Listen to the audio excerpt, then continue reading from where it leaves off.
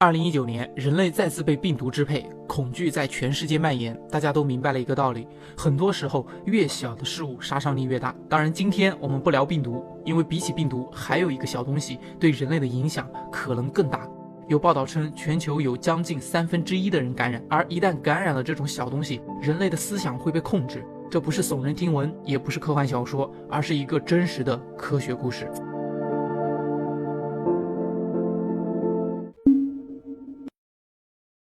在巴西的热带雨林里，生活着一种真菌。这种真菌会附着在一些树叶、树干的表面，等待着自己的猎物上钩。如果此时旁边出现觅食的蚂蚁，不小心碰到了这种真菌的孢子，那接下来就会发生非常可怕的事情。这只蚂蚁不会原地中毒去世，而是活蹦乱跳地把真菌孢子带回自己的巢穴，然后传染给自己的其他同伴。被感染后的蚂蚁逐渐失去自己的思想，可以说它们慢慢失去了对自己身体和情感的掌控，成为一只僵尸蚂蚁。真菌操控蚂蚁的方式大家应该不陌生，我在以前的节目当中多次提到生物碱，其中我们说过的致幻剂麦角酸类物质就是来自一种感染黑麦的真菌，而很多能够让人产生中毒和幻觉的蘑菇也同样是真菌。这些真菌普遍都是通过生物碱来操控生物的意识。可怜的蚂蚁成为了僵尸蚂蚁，它们会在生命的最后几个小时拼尽自己的最后一点力气，爬到高处树叶的背面，用嘴巴死死咬住树叶，为真菌的生长提供最好的温度和湿度。没错，这个最后的指令是真菌给他下达的，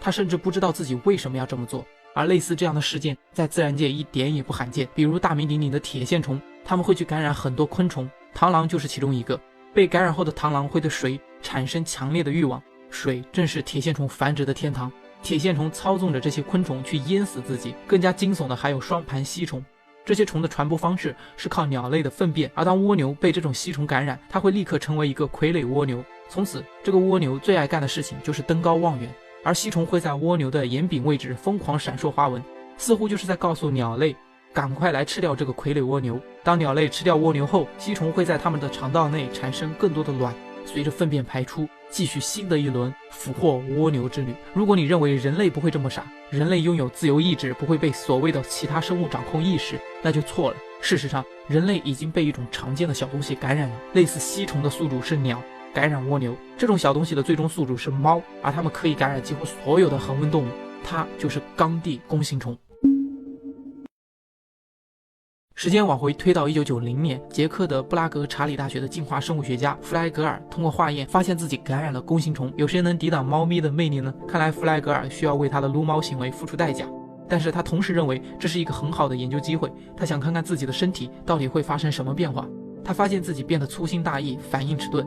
有时候汽车开到跟前了才意识到要躲闪。难道感染弓形虫会让人变傻吗？弗莱格尔随后通过论文提出了这样的一个猜想：寄生虫可以改变人的行为。但是在那个年代，谁会相信至高无上的人类会被一种单细胞生物控制呢？这简直就和那些宣称自己看到外星人一样不靠谱。直到人类观察到另外一个现象，才开始慌张了起来。如果一只老鼠没有感染弓形虫，它们会对猫尿液的气味有天生的警觉性，因为这显示附近有猫出没。然而当老鼠不小心吃了猫的粪便，或者通过其他方式感染了弓形虫，那么当它们再次闻到猫尿的气味时，不会再像以前那么慌张，反而会显得非常勇敢，在尿液的旁边疯狂作死，而最后的结果就是它们很容易会被猫吃掉。那么弓形虫的目的是什么呢？和蜗牛被感染吸虫更容易被鸟吃一样，弓形虫只有在猫的身体里才可以完成有性繁殖，产生数以万计的卵。问题就在这里，为什么弓形虫会把猫选择为最终宿主呢？原因是弓形虫的祖先非常的明智，选择了猫科动物。猫科动物是除了人类以外基本上处于食物链顶端的动物。弓形虫如果意识到在进化的后半段会诞生出人类这样啥都敢吃的食物链绝对顶端的生物，可能他们就会把人类选为最终宿主了。老鼠的行为让科学家意识到，可能弓形虫真的会控制老鼠一样控制人类。弗莱格尔教授也许说的是对的，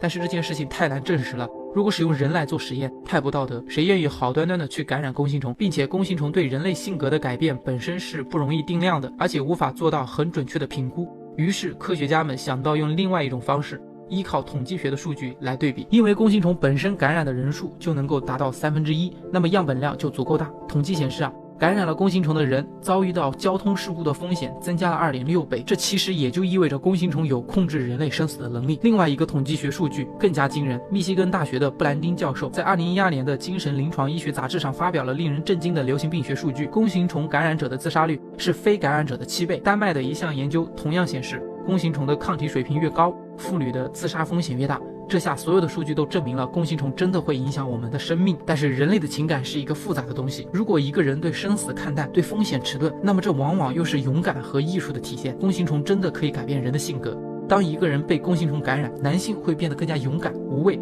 变得更加喜欢冒险，但是为了追求刺激，会经常更换恋人和汽车。而女人会变得善于交际，乐于助人，并且注重自己的外表，同样也会更容易滥情。可以说，被弓形虫感染的男人和女人都会提高魅力。据统计，法国人感染弓形虫的比例很高，达到惊人的88%。而法国人那种为自由而战的无畏精神和充满浪漫气息的空气，是不是弓形虫的功劳？说到这里，有些人已经三观炸裂了。为了证明这些观点，我们再从另外一个角度来探寻真相。我们来聊一聊猫。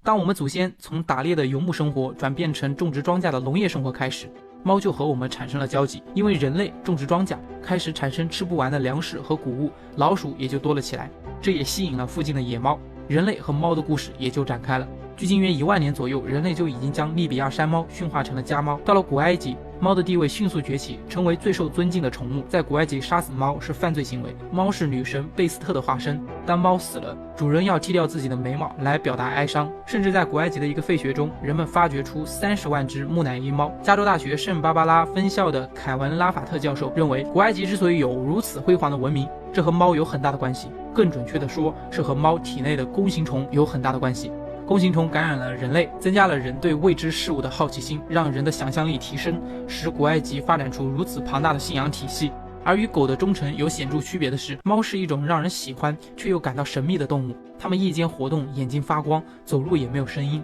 民间关于猫的传说和鬼故事非常多。以前我听到这些故事的时候，只觉得是猫本身的气质问题。当我了解到弓形虫之后，我发现事情并不简单。也许猫让我们产生这种奇怪的感觉，是因为我们感染了弓形虫，我们的想象力更加丰富了，以至于想出各种牛鬼蛇神的故事附加在猫的身上。而我们回顾历史上那些著名的猫奴，伊斯兰教创始人穆罕默德，大作家海明威，大科学家牛顿，再比如中国的大诗人陆游，钱钟书老前辈，老舍，大画家丰子恺。仔细想想，猫奴们真的都是有文青气质的，在文学和艺术上的修养极高，这当中是不是也有弓形虫的功劳呢？说到这里，我似乎已经无法用好与坏来评判弓形虫的感染了。换句话说，人类有如今的历史发展，有现在的性格，都是和弓形虫共同进化的结果。那么到底弓形虫是通过什么方式来影响我们的性格呢？这里就不得不提到多巴胺了。多巴胺是大脑中重要的神经递质，也是我们快乐兴奋的源泉。说的再夸张一点，我们做的所有的事情都是为了能分泌更多的多巴胺。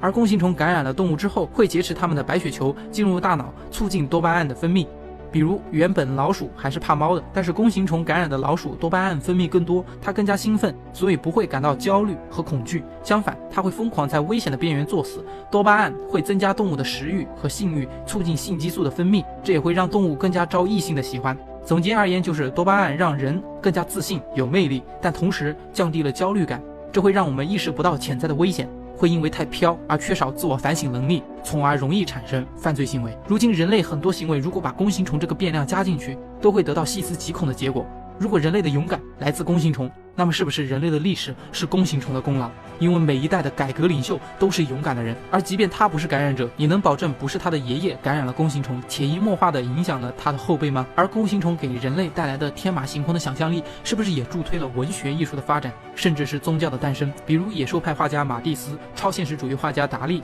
伊斯兰教的创始人穆罕默德都是有名的猫奴。而急性弓形虫感染会出现幻觉、幻听，这是不是和一些人见到所谓的神明、上帝对得上？我甚至不敢继续再往下想，但是我知道优秀的猫奴们注定会继续改变着这个世界。